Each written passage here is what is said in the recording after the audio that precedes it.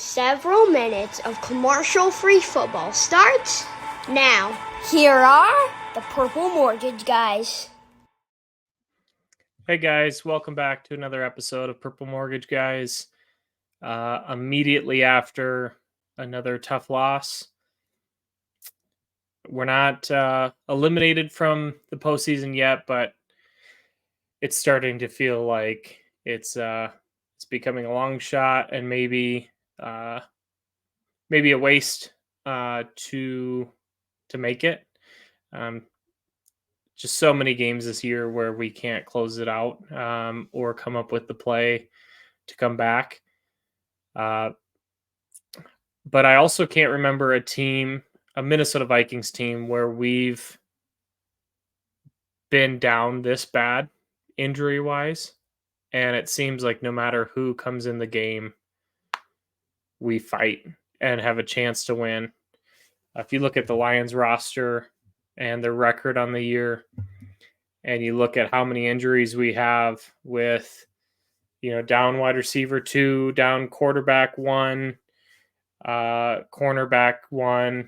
We don't have our second or third corner for the second half of the game. We don't have our tight end, our right tackle, and Brian O'Neill.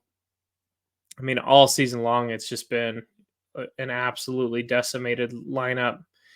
And every single game this year, we've had a chance to win. I'm still enjoying the ride. I hope that Vikings fans can kind of put aside the historical Vikings, this is just who we are, and maybe appreciate, we have, in my opinion, we have no business winning games without our quarterback and with as many injuries as we have. And we've had a chance to win every single game this year. So just enjoy a team that competes. I'd say my expectations at this point have been significantly toned down. We really needed this game, I think, to feel like we can go on a run. And I'm hoping that we can, I don't know. I would say I hope this is the season where we learn a lot. I think we learned that a lot of fans maybe undervalued Kirk Cousins a little bit. I think in the NFL, throwing ability comes first. You have to be able to throw the ball. Rushing is an added benefit, but you have to be able to throw the ball in the NFL. I'd love to see Kirk come back for a couple more seasons.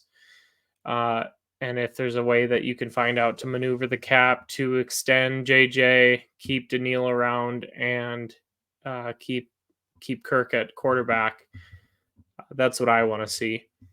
I also think Kwesi, I hope that he learns maybe not taking as many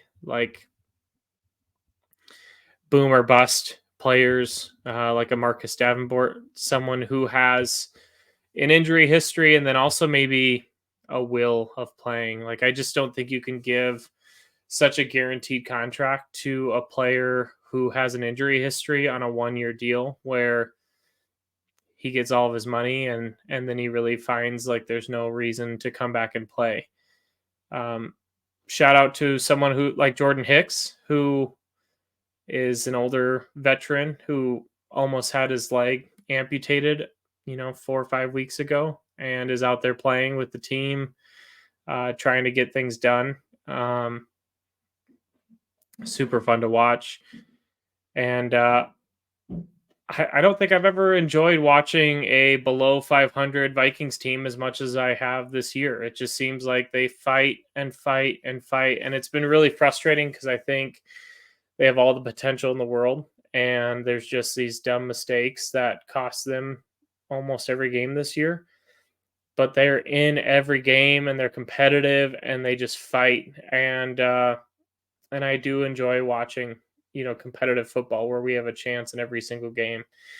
So I haven't lost all hope. I still felt like we were going to come back and win that game. I think the Lions are probably a little overconfident.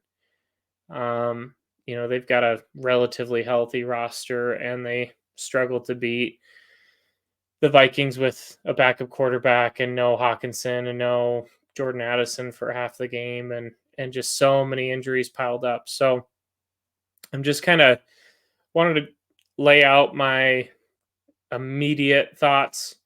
Um, it's a tough season. It's a season of what ifs. What if Kirk stays healthy? What if JJ never misses 5 games? We finally kind of feels like we match the talent with the coaching staff, where KOC is still learning a lot as a first time head coach, but I think what he's done for the culture of the team is huge. I hope he keeps going with that.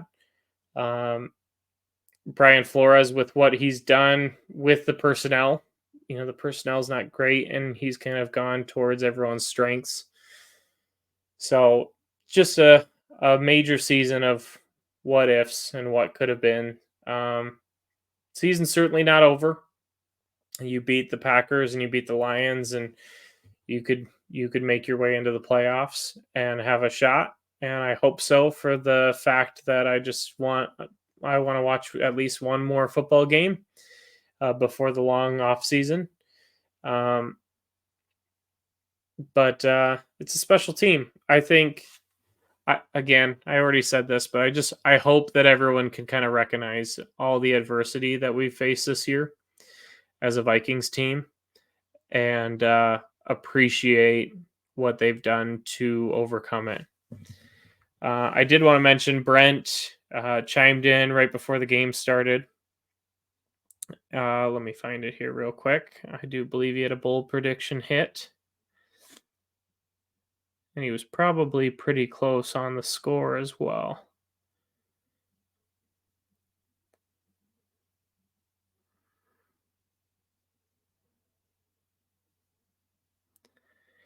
All right, Brent predicted a 27-21 Lions win, so he's close there. And his bold prediction was Mullins would have 300 plus yards, but 2+ turnovers. So Brent's bold prediction hits, and hits hard. Probably couldn't have recaptured the game better than that.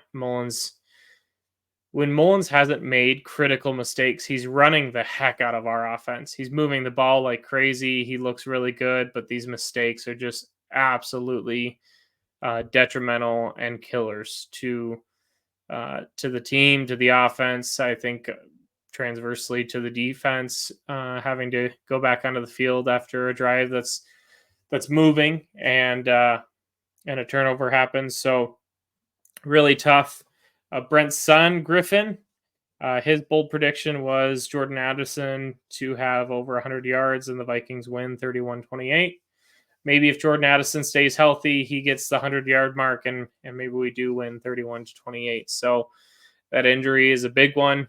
But again, just another outlook of the season, and it's not over, but I think we kind of remanage expectations. Maybe Jaron Hall gets a shot here moving forward. We see what we have in Jaron Hall, and maybe he can take care of the ball a little bit better to give us an option.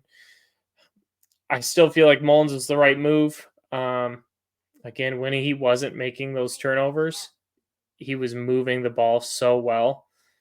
There's a difference, I think, between Dobbs turning the ball over 4 times with very little upside, very little offensive movement and points, whereas Nick Mullins at least is taking shots to where we're at least having some net gain when we don't have the turnovers.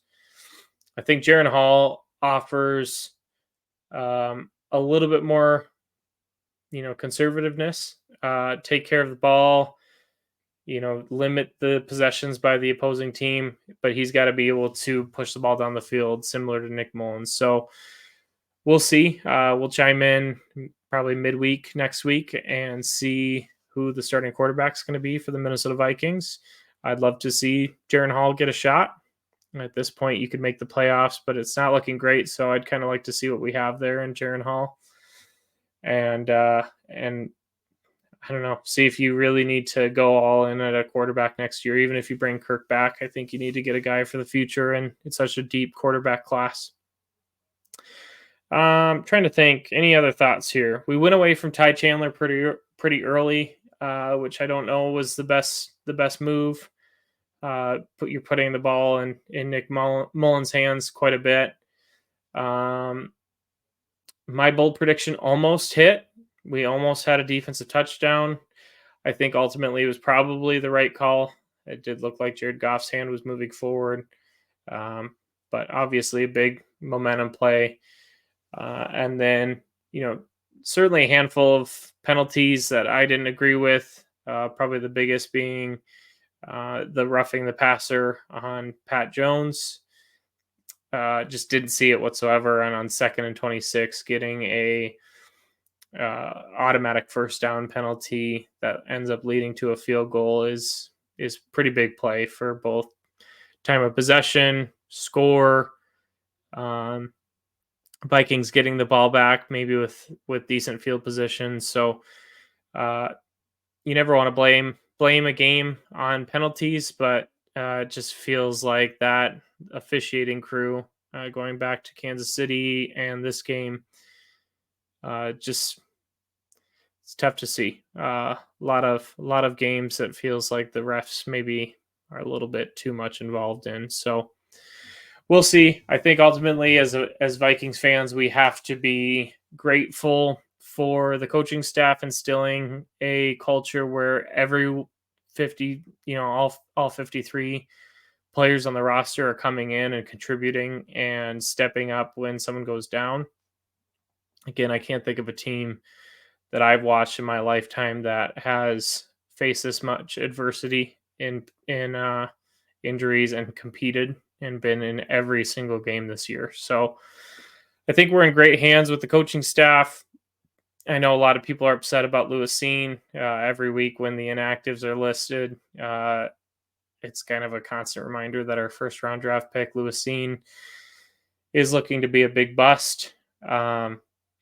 Every GM strikes out somewhere with their draft picks, and you got to give Kwesi time to learn, and see, what works, what doesn't work.